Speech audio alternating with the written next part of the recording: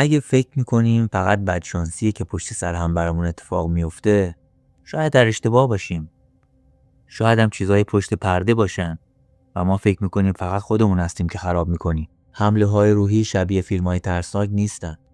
آروم میان، با خستگی بیدلیل، با ناامیدی ناگهانی، با فکرهایی که باعث میشه به خودمون و راهمون شک کنیم. توی این ویدیو نشونه‌هاشو میگیم و اینکه چطور بفهمیم داریم فقط یه دوره سخت رو میگذرونیم یا واقعا انرژیمون داره تخلیه میشه. توی مسیر زندگی خیلی وقتا با چالش‌های روبرو میشیم که انگار غیر ممکنن. یه سری اتفاقات بد پشت سر هم میاد، جوری که حس میکنیم هیچ راه حلی براشون وجود نداره و نفسمون رو میبره.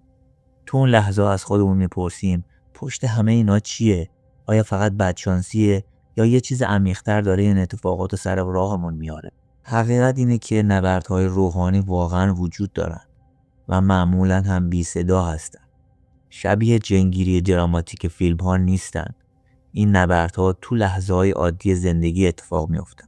توی مسیر رفتن به سر کار، توی یه گفتگو با دوستمون، توی عصبانیت از یک پروژه نیمه کاره و آروم آروم ایمان و امیدمون رو ضعیف میکنن. این نبردها معمولا دیده نمیشن چون سلاح اصلیشون زور نیست بلکه فریبه. اینجاست که وقتی شروع میکنیم به سوال پرسیدن و میخوایم معماهای زندگی رو بفهمیم، آثار و فلسفه هلنا بلاواتسکی مهم میشه. بلاواتسکی یکی از چهره‌های مهم جنبش تئوسوفی در قرن 19 بود. اون یه نگاه متفاوت و روشن کننده ارائه میده که میگه میتونه به سایه‌های نبردهای روحانی روزمره‌مون نور بندازه. اون میگه بین این چالش‌های ظاهراً غیر ممکن و حکمت‌های اسرارآمیز یه ارتباط وجود داره. چیزهای خیلی زیادی بین آسمون و زمین وجود دارن، بیشتر از اون چیزی که چشم فیزیکی ما بتونه ببینه. همونطور که این نبردها پنهان و ظریفن، جوابشون هم با زور و منطق معمولی پیدا نمیشه. جوابشون توی حکمت پنهانه که بلاواتسکی سعی کرد از طریق آموزش‌هاش آشکار کنه. اون ادعا میکرد با استادان معراج یافته ارتباط داره، موجوداتی با خرد عمیق و قدرت‌های روحانی که آموزه‌های اسرارآمیز بهش منتقل کردن برای فهمیدن رازهای جهان و انسان. این حکمت باستانی به گفته بلاواتسکی میخواست بین علم، فلسفه و دین یک ترکیب و هماهنگی ایجاد کنه و ما رو دعوت میکنه عمیق فکر کنیم به حقیقت‌های الهی که تکامل روحی ما رو هدایت میکنن.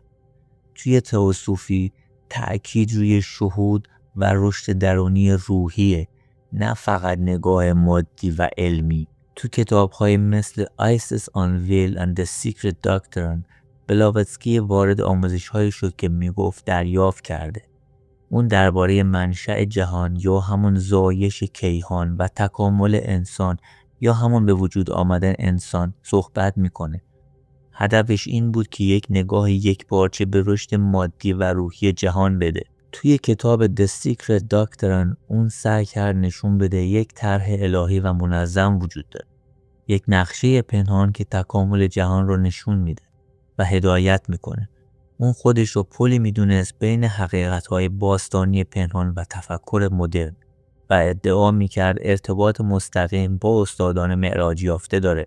طبق تئوسوفی استادان معراج یافته وجود دارن، موجودات تکامل یافته‌ای که مأموریتشون کمک به رشد روحی انسان هاست.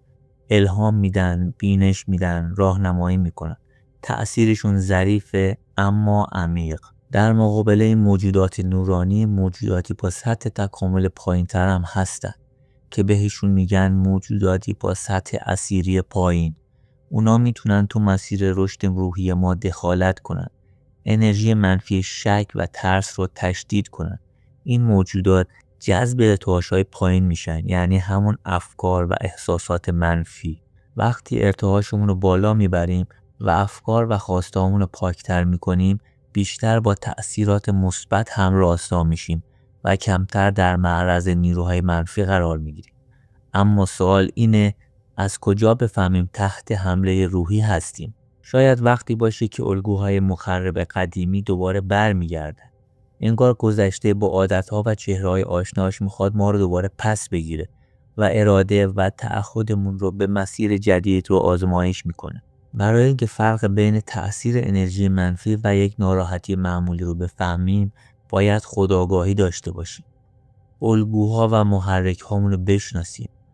ببینیم ناراحتی دقیقاً تو چه شرایطی ظاهر میشه. تغییر ناگهانی خلق و خو یا انرژی بدون دلیل واضح میتونه یه نشونه باشه. اگه شک داشتیم، مشورت با متخصص، چه روان درمانگر، چه مشاور معنوی میتونه دید تازه‌ای بهمون بده.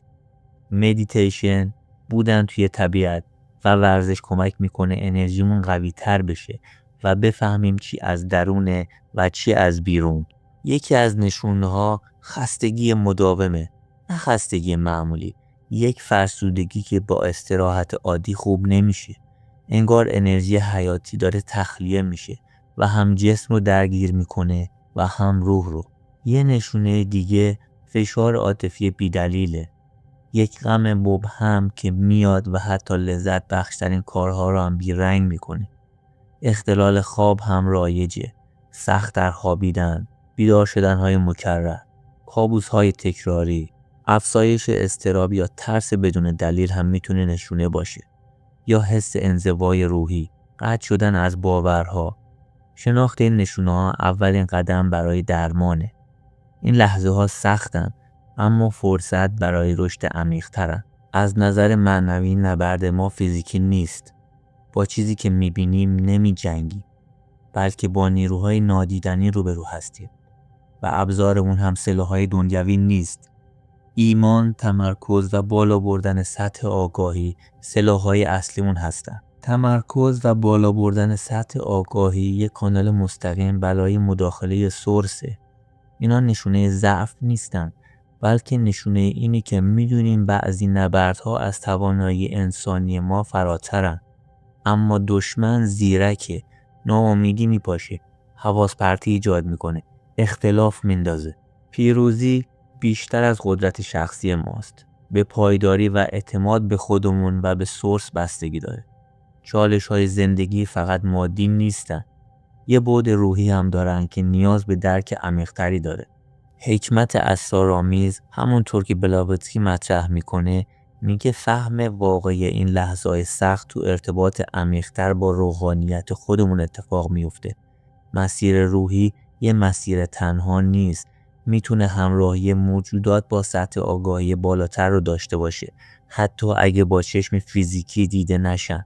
وقتی با نگاه روحی به چالش‌ها نگاه میکنیم، میفهمیم هر مانع یه فرصت برای رشد روحه. زندگی با همه نبردهاش میشه یک مدرسه برای روح. هر درسی که یاد میگیریم یه قدم ما رو نزدیکتر میکنه به فهم واقعی جهان و خودمون. اگه این ویدیو برات معنی داشت تو کامنت ها حتما برام بنویس و اگه علاقه داره به راز حکمت پنهان، ویدیوهای بعدیمون رو حتما دنبال کن.